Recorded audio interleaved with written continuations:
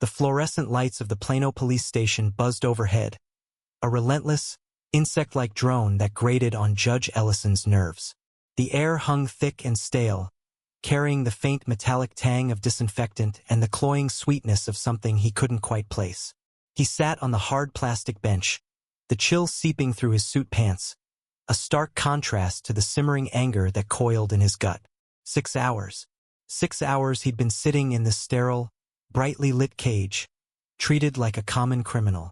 Each tick of the clock on the wall, barely visible through the bars, felt like a small, deliberate insult. He'd repeated his name, his title, his request to speak to a supervisor, until his voice was raw.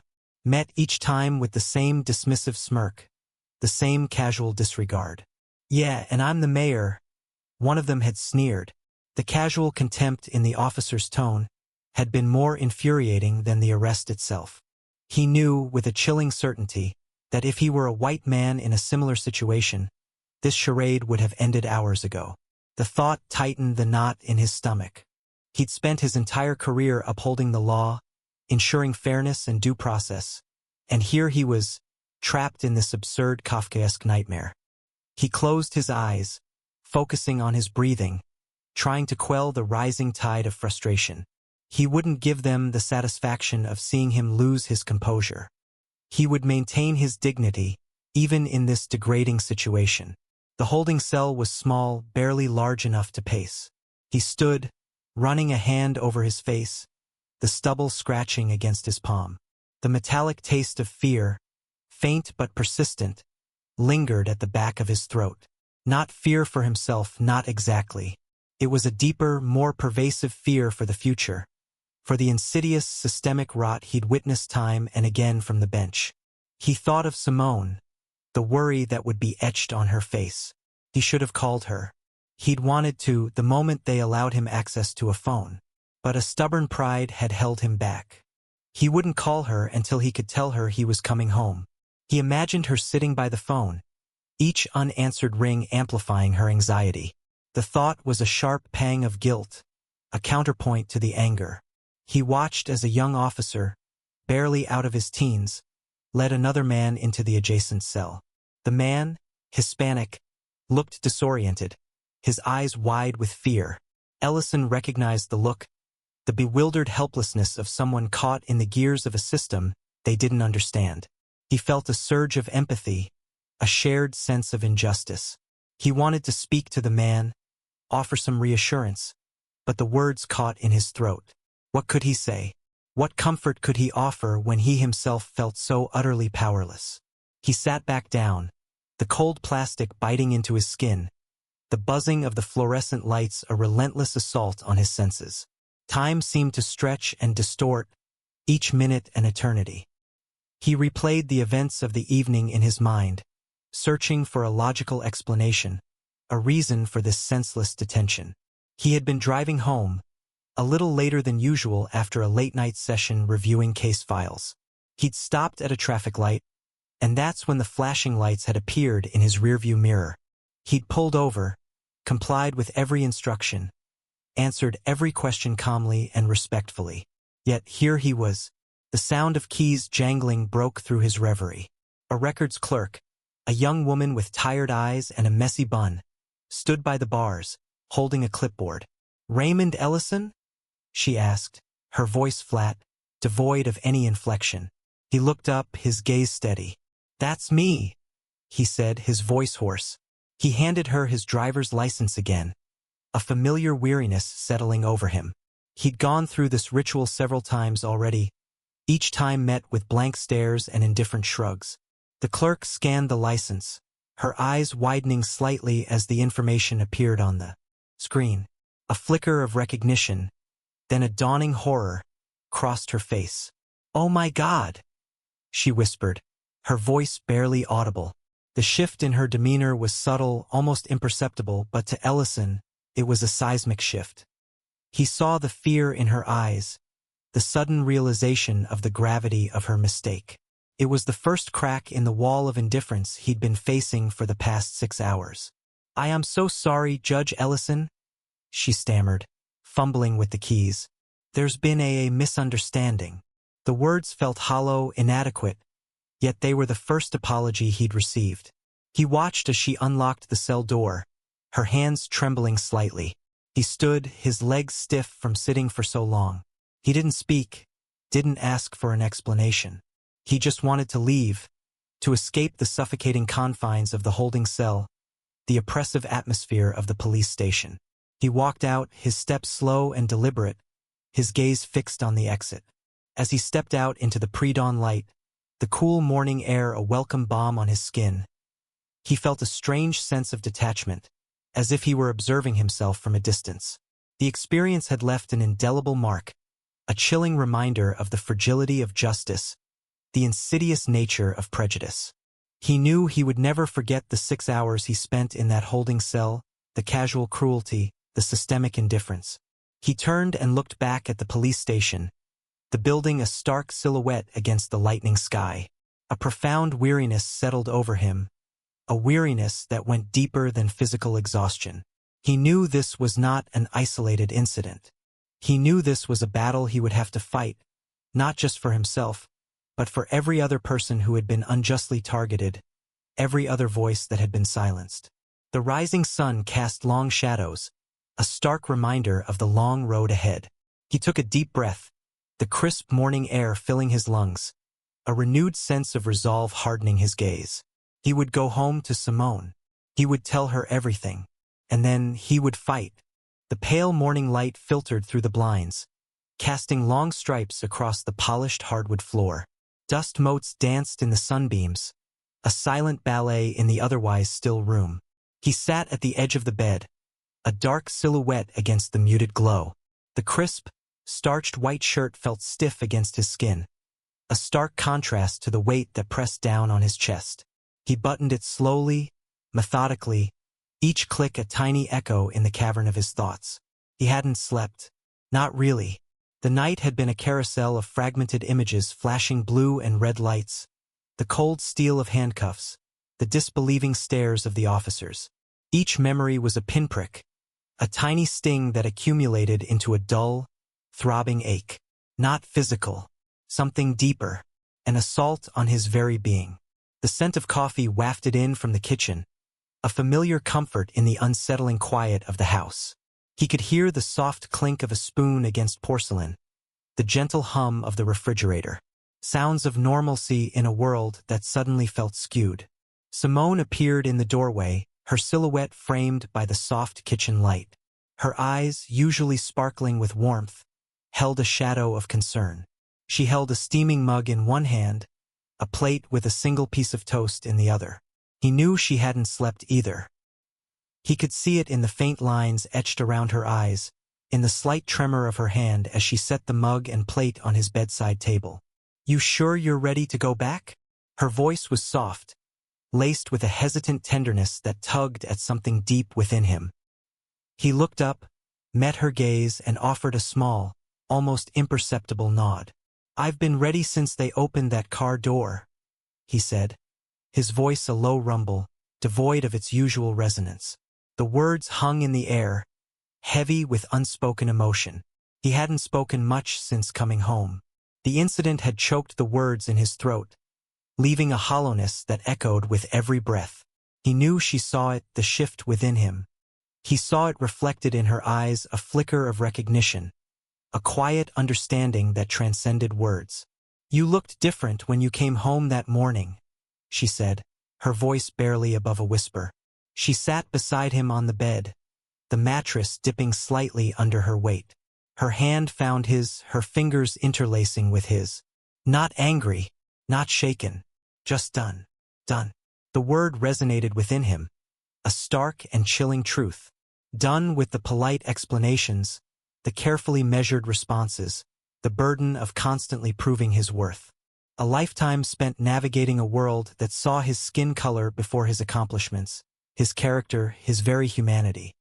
He'd spent years tempering his anger, channeling it into quiet resolve, into a relentless pursuit of justice within the confines of the law. But this felt different.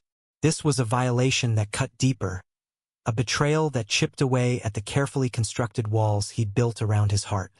He thought of his courtroom, the solemn oath he took to uphold the law, to treat all who came before him with fairness and impartiality. The irony wasn't lost on him. The very system he'd dedicated his life to serving had turned on him, reducing him to a suspect, a threat, a statistic. He closed his eyes, the image of the officers' faces seared into his memory.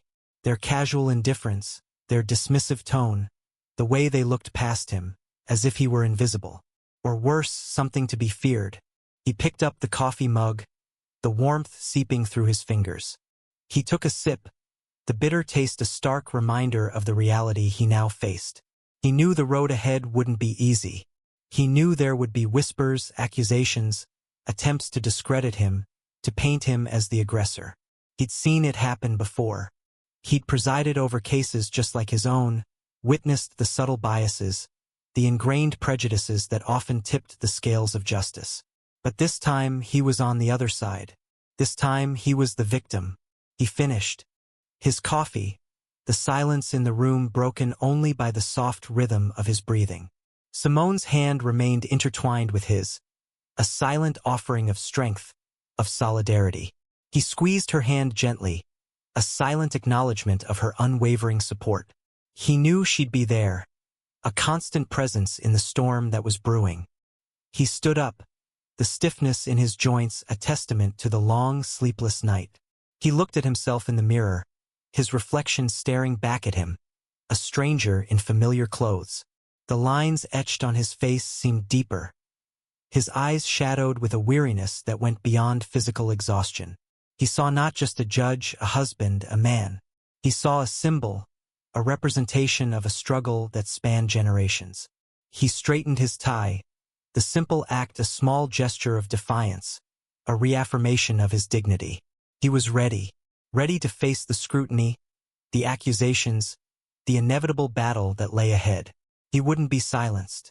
He wouldn't be broken. He would fight, not just for himself, but for every person who had ever been unjustly judged, for every voice that had been silenced, for every life that had been diminished by the weight of prejudice. He would fight for justice, not just in his courtroom, but in the world that lay beyond its walls. He was done being silent. He was ready to speak. The muted hum of the courthouse, a familiar symphony of shuffling feet and hushed voices, usually calmed Judge Ellison. Today, it grated against his nerves like sandpaper. He sat in his chambers, the rich mahogany desk a stark contrast to the turmoil churning within him. Yesterday's humiliation, the raw, stinging memory of handcuffs biting into his wrists, played on a continuous loop in his mind. He could still feel the cold, disbelieving stare of the officers, their words echoing in the hollow space of his memory. "Sir, step out of the vehicle, sir." As if they hadn't known, as if they hadn't seen. He'd spent years building a reputation of fairness, of impartiality, only to be reduced to a suspect, a statistic in a matter of minutes. His gaze drifted to the framed law degree on the wall, a testament to years of hard work, of dedication to justice. A bitter taste rose in his throat. What good was justice when it was so selectively applied? A gentle knock broke through his reverie. Deborah Langston, his attorney, entered, her face a mask of professional concern. He recognized the look, the tightly controlled energy that simmered beneath her composed surface. She was a force of nature, a whirlwind of legal prowess, and he was grateful for her presence. "Morning, Judge," Deborah said, her voice soft yet firm. "How are you holding up?" "Holding up," he echoed, the words feeling hollow even to his own ears. He knew what she really meant. How was he coping with the indignity, the violation? He wasn't. He was a meticulously constructed edifice of calm, and yesterday's events had shaken him to his core. He forced a small smile. Just another day at the office. Deborah's eyes, sharp and perceptive, saw through the facade. She didn't press, instead placing a folder on his desk. The preliminary report from Internal Affairs. They're scheduling the hearing for tomorrow. He picked up the folder, the weight of it heavy in his hands. Tomorrow. The word echoed the relentless pounding in his chest. He hadn't slept. the images of the arrest flashing behind his eyelids every time he closed his eyes.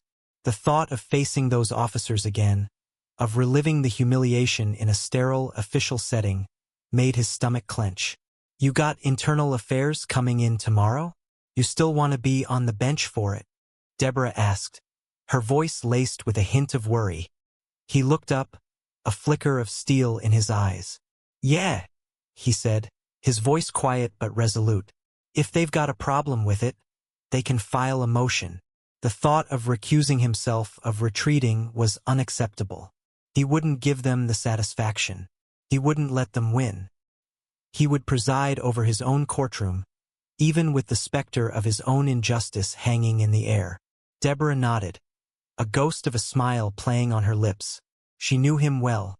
"All right then. I've also been getting calls from several activist groups.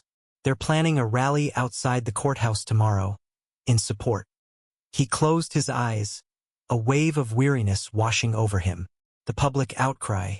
He'd expected it, yet the reality of it, the sheer volume of anger and frustration, was overwhelming. He wasn't a symbol. He was a man, a husband, a judge who simply wanted to go home. He could almost hear Simone's voice, calm and soothing, reminding him to breathe. He opened his eyes, focusing on the intricate grain of the mahogany desk, grounding himself in the familiar. "The media's having a field day," Deborah continued, her voice taking on a harder edge.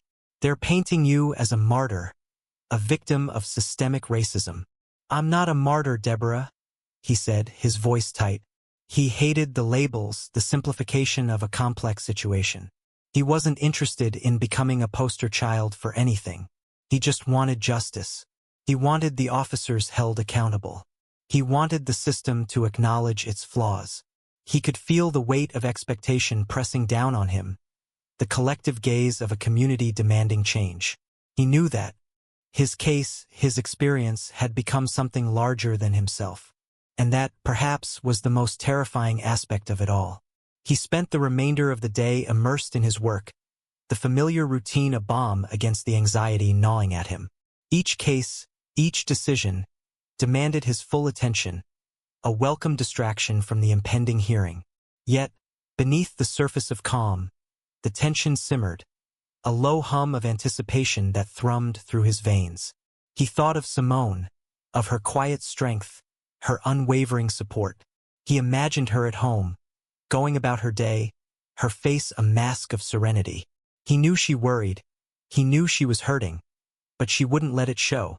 She would be his anchor, his refuge, in the storm that was brewing. As the day drew to a close, he looked out the window at the darkening sky, the city lights twinkling like scattered diamonds. He felt a profound sense of weariness, a bone-deep exhaustion that went beyond the physical. He knew that tomorrow would be a crucible, a test of his resilience, his faith in the very system he served. He closed his eyes, taking a deep breath, steeling himself for the battle ahead. He wouldn't break. He wouldn't yield. He would face them, head held high, and demand the justice he deserved. The fluorescent lights of courtroom 2B hummed a monotonous tune, a stark contrast to the electric tension crackling in the air. The worn wooden benches creaked under the weight of anticipation, each rustle of clothing amplified in the hushed solemnity. Sunlight, filtered through the tall, arched windows, cast long, almost accusatory fingers across the polished floor. Brandon Keller shifted uneasily in his seat, the starched collar of his uniform suddenly too tight. He felt Martinez beside him, equally rigid, his breathing shallow. He'd gone over the testimony in his head 100 times, trying to smooth out the edges, to find the right words that would justify everything.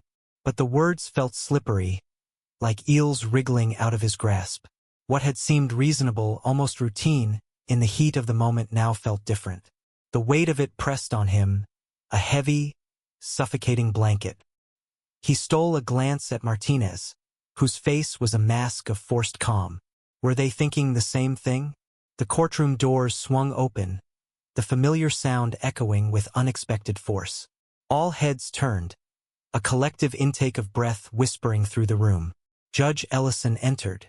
His gait was measured, each step deliberate and steady, his presence filling the room like the rising tide. Keller's breath hitched. Couldn't be.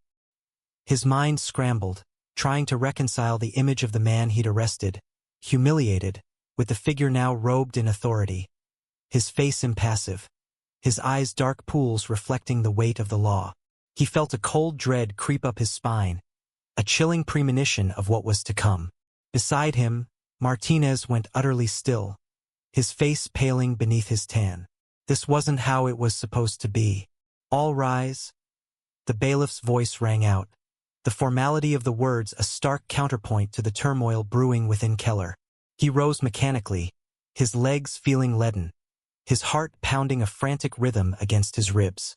He watched, almost hypnotized, as Judge Ellison ascended the dais, his every movement imbued with an almost regal air. The gavel fell, a sharp crack that seemed to shatter the fragile illusion of control Keller clung to. Court is now in session. Judge Ellison's voice resonated through the room, calm, measured, devoid of any hint of emotion.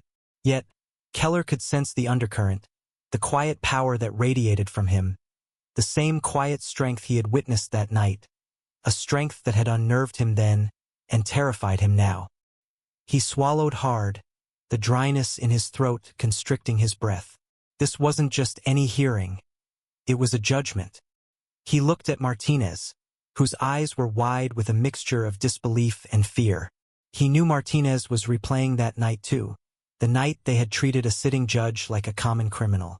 Deborah Langston, Judge Ellison's attorney, stood, her posture ramrod straight, her expression unwavering. She was a force of nature, a whirlwind of controlled fury, and Keller knew with a sinking certainty that they didn't stand a chance.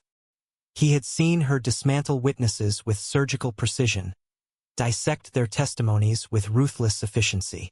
The thought of facing her now, with the weight of his actions bearing down on him, sent a wave of nausea through him. He glanced at the faces in the gallery, some familiar, some not. Were they here to witness his downfall? He felt a desperate urge to flee, to escape the suffocating scrutiny, but he was trapped, pinned in place by the weight of his own mistakes. The evidence was presented with methodical precision, each piece adding another layer to the damning narrative. The witness testimonies, the body cam footage, it all painted a clear picture of their misconduct. The casual racism, the blatant disregard for procedure, it was all there, laid bare for everyone to see. Keller watched the footage, a detached observer of his own actions. He barely recognized himself, the arrogance, the casual disregard for the man's dignity. Shame washed over him, hot and stinging. He had betrayed. His oath betrayed the principles he was supposed to uphold. He looked at Judge Ellison, searching his face for any sign of what? Anger? Resentment? But the judge's expression remained impassive, a mask of judicial neutrality. It was then that the full weight of the situation crashed down on him. This wasn't just about his career. It was about justice. He had stood before this very judge countless times, secure in his authority, confident in his position. Now the tables were turned. He was the one under scrutiny, the one being judged. He felt a strange disconnect, a sense of unreality. Could this really be happening? Could he, Brandon Keller, a decorated officer, be facing disciplinary action, presided over by the very man he had wrongly arrested? I live here. Judge Ellison's voice echoed from the body cam footage, a quiet statement of fact that now resonated with the force of an accusation. I can show you my ID. I'm a sitting judge. The words hung in the air, heavy with unspoken meaning. Keller remembered the dismissive wave of his hand, the sneer on his face. He cringed inwardly, wishing he could erase that moment, rewind time, do it all differently. But he couldn't. The past was immutable, etched in digital memory, projected onto the screen for all to see. Then came his own voice, harsh and accusatory. Stop resisting. The irony was a bitter pill to swallow. He had accused an innocent man of resisting, a man who had simply been trying to assert his rights, a man who deserved respect, not contempt. The shame burned in his chest, a searing brand that marked him with his own hypocrisy. He closed his eyes for a moment, trying to block out the images, the sounds, the weight of his own guilt. Judge Ellison's voice, clear and unwavering, cut through the silence. Let the record show that the hearing regarding administrative conduct of Detectives Keller and Martinez will proceed as scheduled. I see no cause for recusal. The words were simple, yet they held the weight of a final verdict. Keller looked up, meeting Judge Ellison's gaze. In that moment, he saw not anger, not resentment, but a profound sadness, a weary disappointment that cut deeper than any accusation. He understood then. This wasn't about revenge. It was about justice. It was about upholding the law, even when it meant judging those who were supposed to enforce it. The silence that followed was thick with unspoken tension, the air heavy with the anticipation of the inevitable. The hearing was going to proceed, and they were going to face the consequences of their actions. Keller knew, with a certainty that chilled him to the bone, that his career, his life, would never be the same. The stale air of courtroom 2B hummed with a low, expectant buzz. Sunlight, fractured by the blinds, cast stripes across the polished wood of the judge's bench. Judge Ellison sat, his posture ramrod straight, the black robe draping over him like a shroud. He felt the weight of it, not just the physical weight of the fabric, but the weight of expectation, the weight of his position. He adjusted his glasses, the small click echoing in the sudden hush. He wasn't sure if he was more weary or angry. The absurdity of the situation, the sheer casualness of the prejudice. It chafed. He'd presided over this courtroom for years, witnessed the flaws and triumphs of the justice system, but never had he felt so personally entangled in its web. Detectives Keller and Martinez stood before him, their crisp uniforms a stark contrast to the rumpled suits of the lawyers flanking them. Keller shifted his weight, a nervous twitch in his jaw, while Martinez stared straight ahead, a mask of stoic indifference plastered on his face. Ellison observed them, dissecting their micro-expressions, searching for a flicker of genuine remorse. He found none. He tapped his pen against the wooden surface, the rhythmic sound amplifying the silence in the room. "Would either of you like to make a statement?" Keller cleared his throat. "We responded to a call about a suspicious vehicle. We followed standard procedure." The words, wrote and rehearsed, hung in the air. Standard procedure. Ellison felt a flicker of anger ignite within him. Standard procedure for whom? He knew that procedure chapter and verse. He'd lectured on it, upheld it, and now he'd been subjected to its selective application. "You say he didn't identify himself. What did he say when you approached?" Ellison's voice was calm, even, but the steel beneath was unmistakable. He watched Martinez's eyes dart to Keller, a silent exchange passing between them, a fleeting moment of uncertainty, quickly masked. He saw it, a small crack in their carefully constructed facade. He was uncooperative. Martinez finally stammered, his gaze dropping to the floor. Uncooperative. The word tasted like ash in Ellison's mouth. The memory of that night, the cold metal of the handcuffs against his wrists, the humiliation, it surged back. He'd been tired, heading home after a long day, his thoughts miles away. He'd seen the flashing lights in his rearview mirror, felt the familiar jolt of annoyance. A broken taillight, maybe. He certainly hadn't expected to be yanked from his car, questioned, accused. He thought of Simone, her face etched with worry, the quiet strength in her eyes when she'd met him at the precinct. He'd held her close, trying to reassure her, but the tremor in his own hands betrayed him. He wasn't just a judge anymore. He was a black man in a system designed to marginalize him. If I had been a white man sitting in that same car wearing the same hoodie, do you think we'd be sitting here today? The question hung in the air, heavy and unanswered. He watched the color drain from Keller's face, the flicker of fear in his eyes now unmistakable. Martinez remained impassive, but his knuckles, white against the dark fabric of his uniform, betrayed him. They knew the answer, and the silence in the courtroom screamed their guilt. Ellison took a deep breath, the weight of the moment pressing down on him. This wasn't just about him. This was about every black man, every black woman, every person of color who had ever been unjustly targeted, profiled, and humiliated. He was a judge, a representative of the law, but in that moment, he was also a symbol, a testament to the deep-seated biases that permeated the very fabric of society. I don't want revenge. I don't want apologies you don't mean. I want change. His voice resonated through the courtroom, each word carefully chosen, each syllable imbued with the weight of his experience. He wasn't speaking just to the officers before him, he was speaking to the system, to the silent observers in the gallery, to the world. Beyond the walls of this courtroom, he outlined his ruling, not a punishment for these two men, but a mandate for change. Mandatory sensitivity training for all officers, a review of arrest procedures, a community outreach program focused on bridging the gap between law enforcement and the communities they served. He spoke of accountability, of transparency, of the need to dismantle the systemic racism that infected the justice system like a disease. As he concluded, a palpable shift occurred in the courtroom. The tense silence gave way to a collective exhale, a sense of release. He felt a strange calmness wash over him, a quiet resolve. This wasn't the end, it was just the beginning. The fight for justice was a long and arduous one, but he was ready. He had to be, not just for himself, but for everyone who had ever been silenced, marginalized, and forgotten. The weight of the robe felt different now, not a burden, but a mantle of responsibility, a call to action. He would continue to fight, to speak truth to power, until the scales of justice finally balanced, until the promise of equality became a reality for all.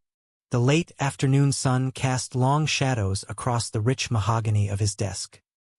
He ran a hand over its polished surface, the familiar smoothness grounding him after the turbulence of the hearing. The scent of old leather and aged paper, usually a comfort, today felt heavy, a reminder of the weight he carried. Simone sat quietly in the visitor's chair, her presence a warm, steady flame in the cooling air. He looked at her, saw the familiar lines etched around her eyes, the gentle curve of her lips, and felt a wave of exhaustion wash over him. It wasn't just the fatigue of the day, but the accumulated weariness of a lifetime spent navigating a world that often saw him as a threat before a man. "You did what you had to do," Simone said, her voice soft but firm, a quiet echo of the strength he'd always admired in her. He let out a long, slow breath, the tension slowly easing from his shoulders. "I did what I could live with." The words felt inadequate, hollow against the enormity of the experience. He'd sat in that very courtroom, the same gavel heavy in his hand, and judged countless others. Today, he'd been judged himself, not by the law, but by the fear and prejudice that lurked beneath the surface of polite society. He remembered the stares, the whispers, the way the officer's hands had gripped his arms as if he were a dangerous animal. The memory still burned, a dull ache beneath his skin. "They wanted blood," Simone said, her gaze unwavering. "Why didn't you?" He knew what she meant. The public outcry, the demand for retribution. The city held its breath, waiting for his verdict. A lesser man, a man consumed by the injustice of it all, might have given them what they wanted. He could have thrown the book at Officers Keller and Martinez, made an example of them. He could have indulged the righteous anger that simmered within him, a fire fueled by years of subtle slights and blatant discrimination. He leaned back in his chair, the leather creaking beneath him. "Because I know what revenge feels like," he said, his voice low, each word carefully chosen.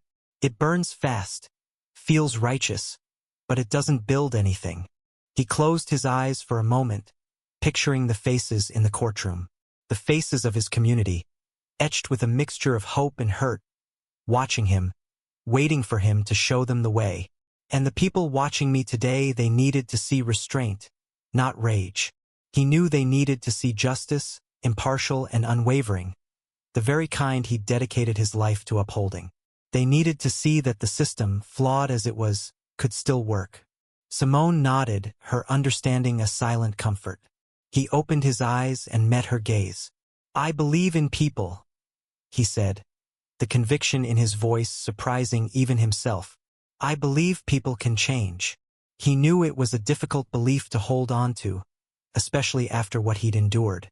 But it was a belief born not of naivete, but of a deep-seated understanding of the human capacity for both good and evil. He'd seen it in his years on the bench, the flicker of remorse in a hardened criminal's eyes, the genuine desire for redemption in a young offender's plea. He'd seen the fear in the eyes of Officer Keller when the weight of his actions finally hit him, the shame that shadowed Officer Martinez's face as he offered a halting apology. They were young, their careers barely begun, and the fear of losing everything had been palpable. He'd seen their fear, and in that moment, he'd seen a glimmer of the possibility of change. He'd chosen accountability over vengeance, not for them, but for the community he served, for the belief that justice was not about retribution, but about restoration. He knew his decision wouldn't satisfy everyone.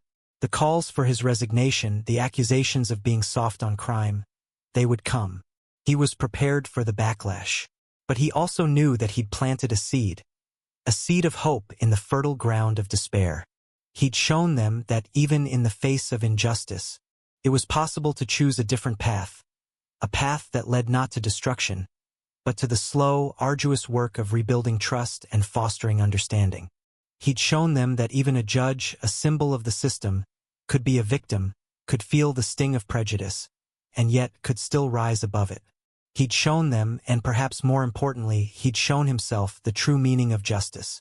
He knew, deep in the quiet spaces of his heart, that this was the only way forward, the only way to heal the wounds that ran so deep in the fabric of their society. The silence in his chambers felt heavy, yet somehow lighter than it had been. The shadows stretched longer, merging into the twilight, but within him, a quiet sense of peace began to bloom. The Texas sun beat down on Plano, its heat a stark contrast to the chill that had settled over the city in the weeks following Judge Ellison's wrongful arrest. The air, thick with the scent of blooming jasmine and freshly cut grass, carried a new tension, a hum of unease beneath the surface of everyday life. The dashcam footage, played and replayed across news channels and social media, had etched itself into the collective consciousness. The image of Judge Ellison, his hands cuffed behind his back, the quiet dignity in his eyes, a stark indictment. It was a mirror held up to Plano, reflecting a reality some had long ignored. City council meetings, once state affairs, now buzzed with a frenetic energy. Voices, previously muted, now clamored for change, echoing Judge Ellison's calm yet powerful words in the courtroom. The proposed policy changes were met with a mixture of support and resistance. Arguments flared about body cameras, mandatory racial bias training, and community oversight. The police department, once a monolith of authority, now found itself fractured, the incident a fissure running through its ranks. Some officers, Keller and Martinez among them, faced internal investigations, their careers hanging precariously in the balance. The weight of their actions pressed down on them, the shame a tangible presence. Martinez, staring out at the endless Texas plains during his suspension, felt a profound disconnect. He replayed the arrest in his mind, searching for a justification, a different outcome. The certainty he'd felt that night now crumbled into a dust of regret. He saw his reflection in the window, not the confident officer, but a man grappling with the consequences of his prejudice. Keller, more hardened, wrestled with a different kind of unease fear. Fear for his job, his reputation, his future. He scrolled through online forums, the vitriol directed at him a constant reminder of the damage he'd inflicted. He tried to justify his actions, to cling to the thin veil of procedure, but the judge's steady gaze in the courtroom haunted him, stripping away any illusion of righteousness. He saw his wife's worried face, heard the whispers in the grocery store, and the fear tightened its grip. Deborah Langston, her voice hoarse from countless interviews and meetings, felt the exhaustion seep into her bones. But even as weariness threatened to overwhelm her, a fierce determination kept her going. She saw the subtle shifts in the city's discourse, the nascent conversations about systemic racism, about privilege and accountability. She knew this was just the beginning, that the fight for true justice was a marathon, not a sprint. The small victories, the policy changes, the increased public awareness fueled her resolve. She saw the faces of those who had been marginalized, silenced, and she knew she couldn't afford to give up. Simone Ellison, in the quiet of their home, observed her husband. The ordeal had etched new lines on his face, a deeper weariness in his eyes. Yet his spirit remained unbroken. He spent his days poring over legal texts, preparing for upcoming cases, his commitment to justice unwavering. He rarely spoke of the arrest, but Simone saw the quiet strength in his silence, the resolve in his every action. She held his hand at night, the warmth of his touch a silent testament to their shared journey. The ripples of the incident spread far beyond Plano, carried on the currents of social media and national news. Hashtags trended, articles were shared, and debates raged online. Legal scholars analyzed the case, activists organized protests, and communities across the country began to confront their own uncomfortable truths. The incident became a symbol, a catalyst for change. A young law student in California, inspired by Judge Ellison's composure, decided to focus her studies on civil rights. A community organizer in Chicago used the case as a rallying cry for police reform. A teacher in New York initiated difficult conversations with her students about racial bias. The whispers turned into a roar, a collective demand for accountability and justice. In the quiet corners of online forums, conversations unfolded. Some voices, steeped in prejudice, clung to their biases, dismissing the incident as an isolated event. But others, spurred by the undeniable evidence, began to question their own assumptions, to grapple with the complexities of race and justice. The comments sections beneath news articles became battlegrounds of conflicting perspectives, a reflection of the nation's own divided soul. One comment, buried amongst the vitriol, stood out. "I used to think these things were exaggerated, but now I see. I really see." It was a small, almost insignificant statement, but it held a profound weight, a flicker of hope in the darkness. The city of Plano, bathed in the golden light of the setting sun, held its breath. The scars of the incident remained, a reminder of the long road ahead. But beneath the surface, a shift was occurring, a slow but steady movement towards a more just future. The turning point had arrived, not with a bang, but with a quiet ripple, the echo of a single act of courage resonating far beyond the confines of a courtroom. The crisp autumn air carried the scent of damp leaves and the faint echo of distant traffic. A subtle chill, the harbinger of winter, clung to the air, raising goosebumps on Judge Ellison's arms beneath his tailored suit. He paused on the courthouse steps, the imposing granite structure a stark backdrop against the shifting gray sky. Inside, the wheels of justice continued to grind, each click and were a reminder of the complex machinery he was a part of. But today he felt a strange disconnect. The weighty responsibility of his position, the years of carefully constructed composure, seemed to hang loosely around him, like a garment slightly too large.